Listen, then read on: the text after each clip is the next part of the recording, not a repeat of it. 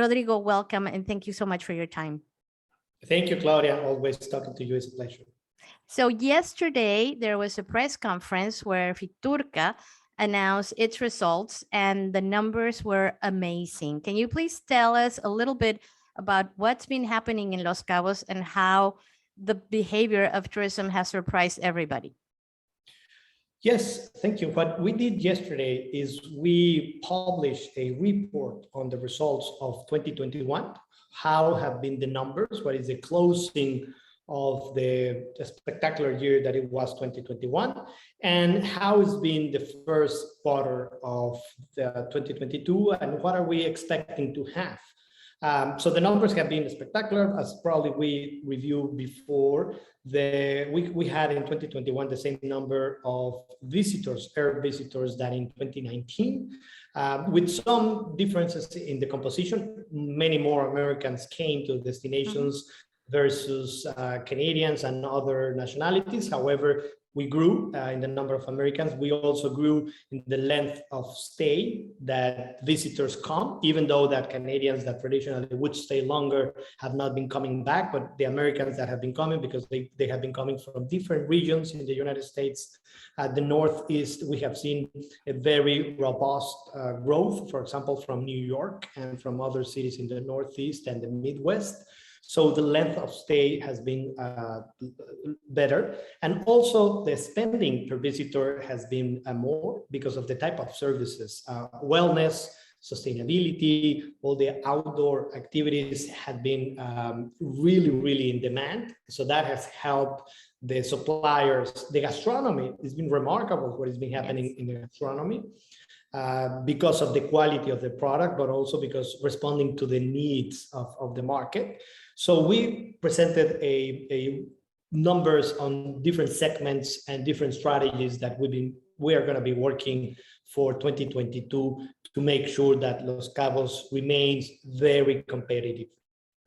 It's wonderful. Something that was a highlight is the number of travelers that have been registered.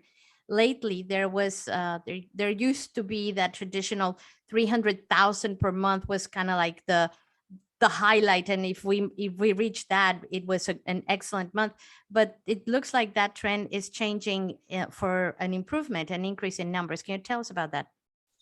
Yeah, March of this year had been the record number of arrivals. We overpassed 300,000, as you mentioned. We reached 325,000 visitors came, domestic and international, on that month. April has been also remarkable with 315,000 arrivals, and May apparently is going to be also a record month. So March was the biggest month in history in terms of arrivals. April was the best April in history, and May will be the best May in history that we have. The advanced bookings for June and July also look very promising. So it looks that we're going to have a very good summer season in the destination, and that makes us very happy. But also, we need to be aware that we need to, as a society, as a community, work collectively to make sure that the cleanliness of the destination is at the level, that the service, that the security, that the mobility, that we are very conscious on the mobility that is going to be happening in the destination. And when people are traveling to the airport, we need to be aware of the time that it would take the visitors to get to the airport and to move from one place to the other.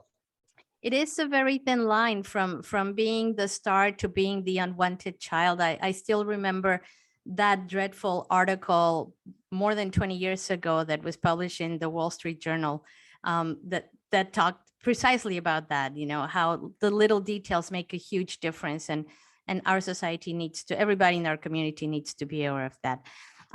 Something else that is very interesting is the fact that you had a recent meeting in Washington, D.C., and it wasn't just anybody that you met with. Can you tell us about that?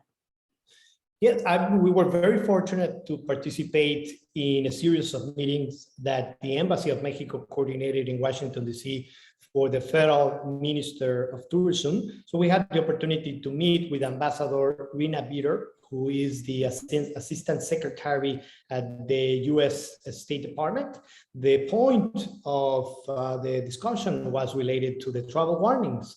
Unfortunately, as you know, Los Cabos and Baja California Sur have worked on a very comprehensive, safe, physically safe environment for all the visitors and the community alike. So we had the opportunity to explain briefly, but the model that we've been implementing in the destination with the participation of the private sector and the three levels of the authorities at the municipality, state, and federal level to make sure that it is implemented all along the destination.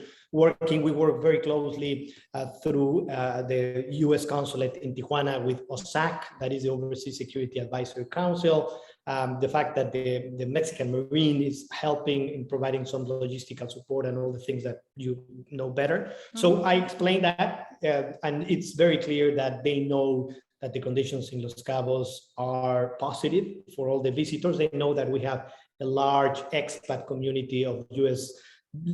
citizens living in the destination, that they are safe. So we discussed that, and I think it was very productive. We also have some other meetings with different associations at the highest level, with the airlines, with the cruises, with the travel agencies, with the president of Marriott about investment. So it was a very good overall meeting, but the highlight was this meeting with the State Department. And obviously, all these things and all the work that has been done has helped to increase the average price per night for the destination for Los Cabos, and put Los Cabos as the destination in Mexico with the highest average rate per night. Is that something that you see as continuing? And what's your opinion regarding what we need to do as a community to maintain that? Well, the average daily rate in the destination is a reflection of the trust that the visitors have on the destination, which is very positive.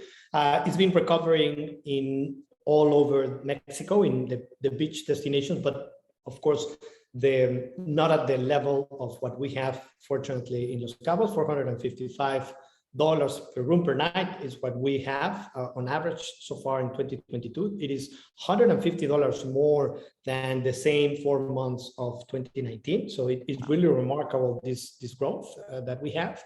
However, I would go back. It is not a reason to really relax and think that this is going to happen just by accident. We need to consistently make sure that the quality of the service and the quality of the experiences that we offer to the visitors are at the right level. Of course, the conditions have been moving in favor of what is happening in Los Cabos, because collectively we've been working to provide the highest level of safety and the quality of the destination.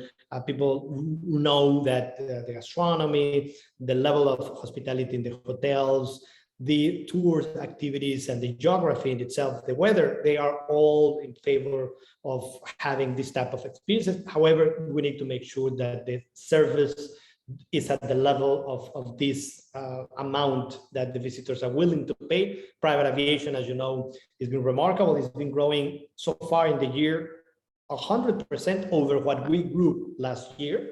So it's truly, it's getting around 35% of the total operations in the San Jose del Cabo airport are private aviation operations. So the ratio is super high, especially because of the volume of operations that the airport has. So we are really having a very good chance to position Los Cabos in a influential market that has a very affluent position in the society in the United States and Canada and other parts.